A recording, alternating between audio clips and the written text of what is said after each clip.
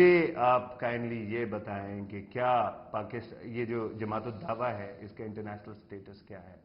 جماعت الدعویٰ کے بارے میں کیا وہ کہہ رہا ہے لیگل بھی اور دوسرا ایکچولی یہ ایک تھوڑا سا کنفیوژن ہے بیکاز جو یونائٹڈ نیشنز کی سیکیورٹی کاؤنسل کی ریزولوشنز ہیں وہ خاص تواتر سے آئی ہیں. سیکیورٹی کاؤنسل کی ریزولوشن چیپٹر 7 کے نیچے ساری بائنڈنگ ان کو آپ یہ سمجھے منی کنونشنز ہیں. یہ 3 مین سٹریمز میں آئی ہیں. پہلی سٹریم ہے ٹیررزم سے ریلیٹڈ جو 1373 اس کے بعد 3-4 اس سے منسلک ہیں. دوسری ہے 1267 جو القاعدہ طالبان سے متعلق ہے. اور تیسری ہے نان پرولیفریشن سے متعلق. تینوں کے نیچے کمیٹیز بنی ہوئی ہیں, تینوں مانیٹرنگ میکنزم رکھتی ہیں. ان میں سے صرف ایک جو سٹرنگ ہے وہ مینٹین کرتی ہے list of associates of al Qaeda and Taliban. کوئی گلوبل لسٹ آف ٹیررسٹ نہیں ہے, کوئی ایگزسٹ نہیں کرتی انڈر 1373. ایک لسٹ بنی ہوئی ہے کہ القاعدہ طالبان کے ایسوسیٹس کون ہیں. اس میں جماعت الدعوہ, لشکر اور حافظ سعید کا نام ہے ایسوسیٹس کا. اس میں وہ 3 ایکشن لے سکتے ہیں ان کے خلاف جو تینوں پاکستانی گورنمنٹ نے لیے ہوئے ہیں.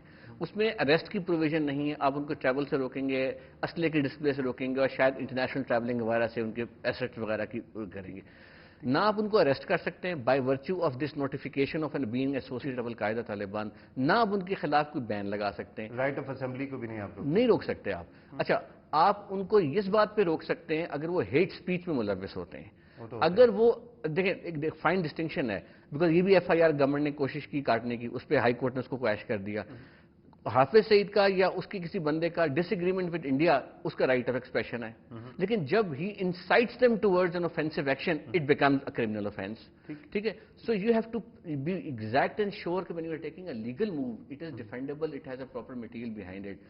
انڈیا میں مجھ سے لوگوں نے یہ سوال کیا تھا, انڈین نے سوال کیا تھا باہر کے فورمز پر کہ یہ بینڈ آرگنائزیشن ہے, اور بڑے بڑے سینئر جرنلسٹ کے ذہن میں یہ تھا کہ بینڈ یو این میں بینڈ آرگنائزیشن. میں نے کہا نہیں ہے U N a banned. U N میں یہ ایسوسیٹ ڈکلیئرڈ ہے آف القاعدہ طالبان, اور اس ایسوسیٹ کے کانٹیکس میں 3 ایکشنز پرسکرائبڈ ہیں پاکستان نے لیے ہوئے ہیں.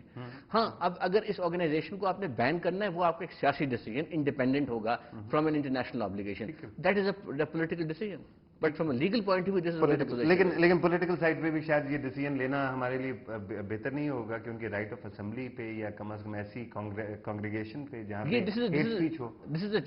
ہیٹ سپیچ تو ویسے بھی کرمنل اوفینس ہے. ہیٹ سپیچ یا کسی کے خلاف وائلنس کو انسائٹ کرنا تو ویسے بھی کرمنل اوفینس ہے under the law of Pakistan. اچھا, میں ریورس میں آؤں گا.